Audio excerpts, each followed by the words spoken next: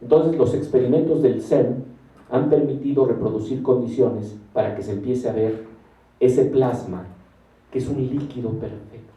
Esta es la sorpresa. Todos pensaron que iba a ser un gas, porque las temperaturas a las que se genera esto en los choques son 150,000 veces mayores que las temperaturas del centro del Sol. Y entonces, ¿cómo estudias eso? Como le decía yo a mi amigo el doctor Gerardo Herrera, que es clave en estas investigaciones del CINVESTAD y que está ahí en el CERN coordinando al equipo mexicano, pues si pones un termómetro ahí, por supuesto, se te desbarata el termómetro. ¿Cómo lo puedes poner en...? O sea, vas a medir la temperatura de 150, de esas temperaturas se te desbarata el termómetro, ¿no? Pero lo interesante que descubrieron es que ese líquido es un líquido perfecto. Si ustedes lo ponen en un recipiente, se va a escapar levitando por encima de las paredes. Va a reptar por encima de las paredes porque es prácticamente un superfluido. Y esa fue una sorpresa. Y empezó a aparecer una y otra vez. ¿Cómo lo pueden estudiar? Bueno, resultó que se descubrió algo interesante. La teoría de cuerdas, además de empezar a darnos una dirección hacia la unificación de la naturaleza, me dice el doctor Alberto Guijosa, que es uno de los teóricos más importantes en México, en el Instituto de Ciencias Nucleares de la UNAM sobre supercuerdas. Me dice que lo interesante es que hay un nombre que por favor vayan memorizando. Así como memorizamos el nombre Einstein para decir, esa es la ciencia, hoy en día uno de los nombres importantes es Juan Maldacena. Juan Maldacena es un científico argentino, de origen argentino, que está trabajando en Princeton, en la Universidad de Princeton.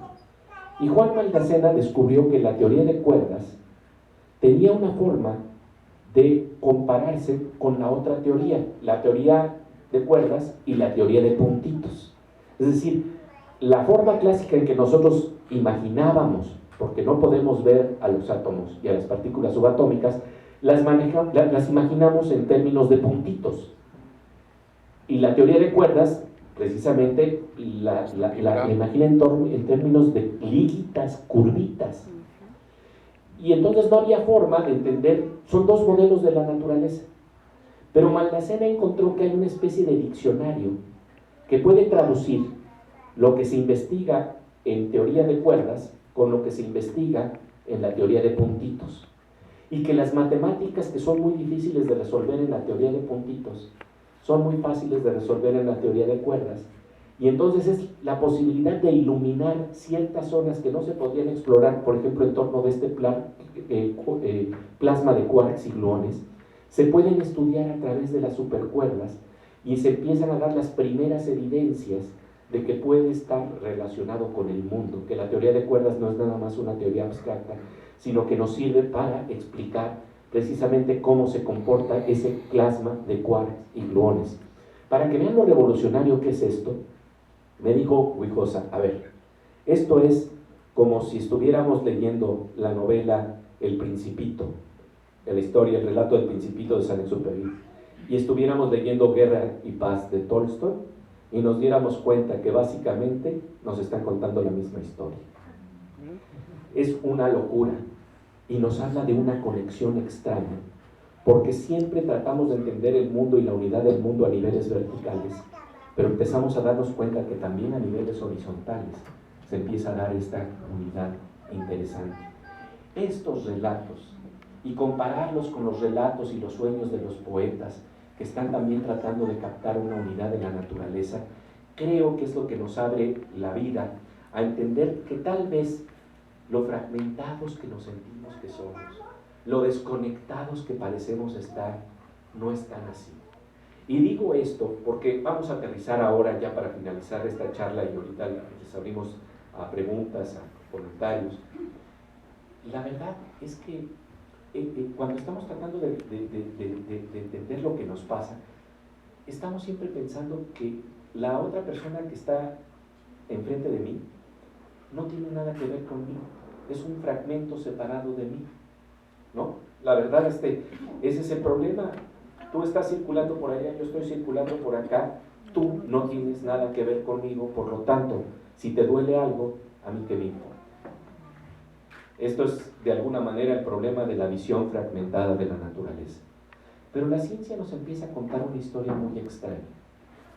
Hay un experimento que se realizó en 1982, que también tiene la dimensión prácticamente de un cuento. El experimento consistió en lo siguiente. Resulta que cuando las partículas han interactuado entre sí, si uno las separa a confines completamente separados del mundo, si por ejemplo tenemos dos partículas, si estamos hablando de baile por unas partículas, así como hay programas de shows de televisión de baile por con su pareja, aquí es el baile de las partículas. Entonces, si tienes una partícula que cuando está bailando aquí con otra, esta da un giro para arriba, esta responde con un giro para abajo. A nivel cuántico, a nivel microscópico, a nivel más fino de partículas subatómicas. Cuando esta da un giro para arriba, esta da un giro para abajo. Una vez que han interactuado, las separas a concretos rincones distintos del planeta y resulta que cuando esta va para arriba, esta resulta que va para abajo. Y cuando esta va para... y viceversa. Y uno dice, ¿qué es esto? El amor verdadero. El amor verdadero. ¿Saben qué? Una vez tuve la oportunidad de comunicarme con un científico del Instituto Weizmann. Y en el Instituto Weizmann él es experto en este fenómeno que se llama entrañamiento cuántico o entrelazamiento cuántico. Y entonces le dije, ¿sabía usted que en México tenemos una canción para esto? Y se me quedó viendo. Y entonces le dije, mire, es un bolero cuántico. Las palabras dicen que la distancia es el olvido, pero yo no consigo esta razón. Y eso es exactamente lo que pasa a nivel de las partículas. El problema es que, y es un fenómeno tan extraño, que Einstein se rebeló ante ello. Decía, esto es spooky action at a distance. Decía, esto es algo fantasmal, una acción fantasmal a distancia. No puede pasar porque está violando la idea de que se está comunicando instantáneamente, y esto es a la velocidad de la luz o más allá de la velocidad de la luz, por lo tanto no puede pasar. Pero resulta que en 1982 un científico francés que se llama Alain Aspect demostró con experimentos que esto sí sucedía. Ahora, sucede a nivel de partículas atómicas, subatómicas. No sucede tan fácilmente a nivel del conjunto de partículas, porque si no, entonces ya estaríamos hablando que está completamente demostrada la telepatía y una serie de cuestiones. Pero lo que sí es muy interesante es que saber que estamos hechos de algo que está comunicado, que aunque nosotros externamente y a nivel macroscópico no nos sentimos muy comunicados, nuestros átomos sí. Esto es lo que me parece muy interesante.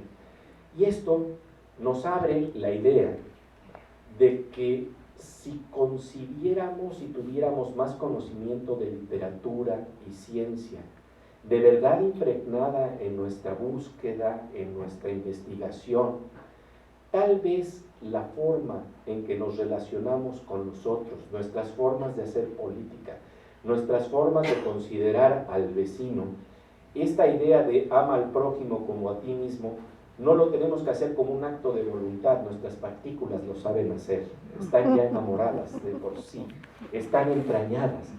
Y esto creo que nos da una imagen de cómo podemos cambiar de paradigmas o formas de apreciar lo que nos rodea, nuestra relación con la ecología, tal vez con este sueño de la interconexión, tal vez con este sueño de la unidad, pero que es tan importante por lo menos saber apreciar en términos de las investigaciones más profundas y los sueños más profundos de la ciencia y de la literatura.